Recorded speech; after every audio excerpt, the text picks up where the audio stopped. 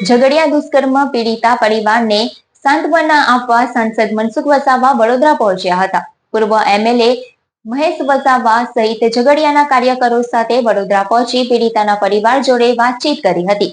આરોપીને સખ્તમાં સખ્ત સજા મળે તે માટે સરકારમાં રજૂઆત કરાશે. તો અન્ય રાજ્ય કરતા ગુજરાતમાં પરપ્રાંતીય કામદારોની સ્થિતિ અને સુવિધા સારી છે, તેમ સાંસદ મનસુખ વસાવાએ જણાવ્યું હતું.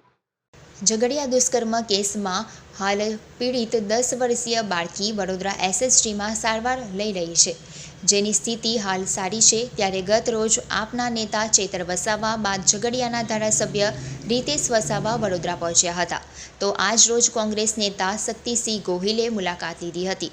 આ વચ્ચે ભરૂચ જિલ્લાના સાંસદ મનસુખ વસાવા, પૂર્વ એમએલએ મહેશ વસાવા તેમજ ભાજપના હોદ્દેદારોનું ડેલિગેશન પણ વડોદરા પહોંચ્યું હતું અને પીડિત પરિવારની મુલાકાત લઈ પીડિત બાળકીની તબિયતનો ચિતાર મેળવ્યો હતો.